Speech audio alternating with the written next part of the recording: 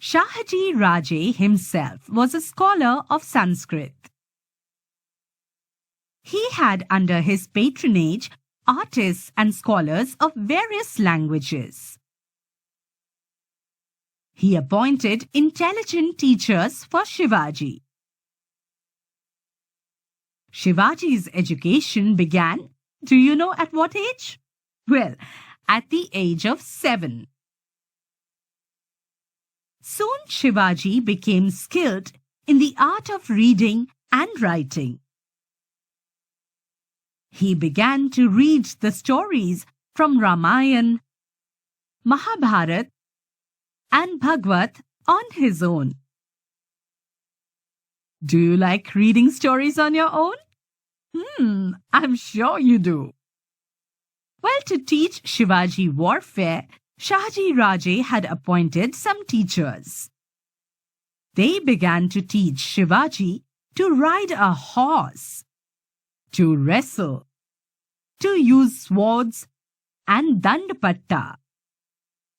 Thus, at the age of 12, Shivaji became acquainted with different branches of learning and arts. Soon Adil Shah sent Shahaji Raje on an expedition to conquer the states of the Nayaks, that is the local chiefs in Karnataka. Before setting out upon the expedition, Shahaji Raje sent Shivaji and Jijabai to Pune. With them, he sent elephants, horses, and infantry, a treasury, a flag, as also trusted ministers, brave generals, and renowned teachers. Jijabai and Shivaji returned to Pune. Shivaji remembered his childhood days which he had spent on Shivneri. He could see the lofty peaks of the Sahyadri again, and he became very happy. Pune at that time was not such a big town. It was totally devastated by Shahaji Raje's enemies. Properties were damaged, houses were demolished, temples had collapsed. The frightened people had fled from their villages. Fields had become barren. Thick forests had grown. Wolves roamed in the countryside. Pune, thus, was totally in shambles and ruins. A bit sad, isn't it? However, when the people living around came to know that Jijabai had returned to Pune with Shivaji, they took heart. Jijabai called all of them and reassured them that they would be safe in Pune. People started settling in Pune, cultivating their lands. Jijabai had the dilapidated temples repaired. In the temples, worship began morning and evening. The town was again throbbing with people. Thus, Pune was totally transformed. When Jijabai and Shivaji were in Karnataka, Dadaji Konddev looked after the Pune Jagir. He was the Subedar of Kondana also. He was very faithful, strict, efficient, and honest in his work. He was a just person and a strict disciplinarian. He had full dedication towards Shahaji Raje and Jijabai. At the order of Shahaji Raje, he built a big wada, that is residence, for Shivaji and Jijabai. It came to be known as Lal Mahal. To encourage the peasants to till their land, Dadaji gave them concessions in the land tax for a few years. He offered prizes for destroying the wolves which infested the countryside and harass the peasants. Many wolves were killed. He raised peasant patrols to protect life and property from gangs of thieves who roamed the countryside. He fixed land revenue according to the quality of the soil. He thus made the people happy. When Shivaji returned to Pune, his education continued under the supervision of Jijabai.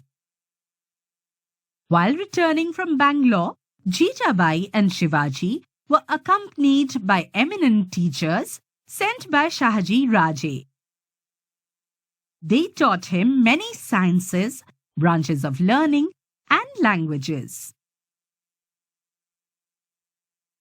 Shivaji acquired the knowledge of excellent administration, war tactics, fort architecture, selection of horses and elephants, also ways of escaping from difficult enemy territories, and many other things. Shivaji's progress in education pleased Jijabai very much. New regime of Shivaji. Pune Jagir now came under the rule of Shivaji. Shahaji Raje had already made the preparations for this. When Shahaji Raje sent Shivaji and Jijabai from Bangalore to Pune, he sent some very powerful and prestigious people with them. They were Shamrao Nilkant Peshwe, Balkrishna Hanumante Mazumdar, Mankoji Dahatonde Sarnobat, Raghunath Balal Sabnis, Sonupant Dabir. Now these were all able men fit to administer an independent kingdom. Shahaji Raje had specially deputed them to Pune to help Shivaji govern his Jagir efficiently. With their help, Shivaji began to administer his Jagir to attend the people's grievances. Those who inflicted injustice upon the Riayat were punished. In a way, Shahaji Raje's Jagir was undergoing a transformation. The Mavlas got a glimpse of the future Swaraj. It was, as it were, the dawn of Swaraj.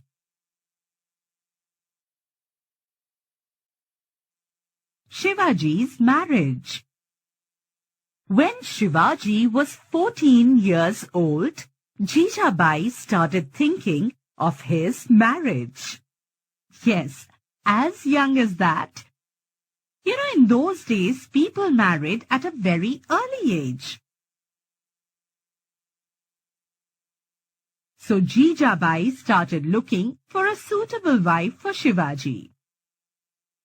She soon found the girl she wanted. Her name was Saibai. Saibai came from the Nimbalkar family of Paltan. The marriage was celebrated with great splendor at Lal Mahal.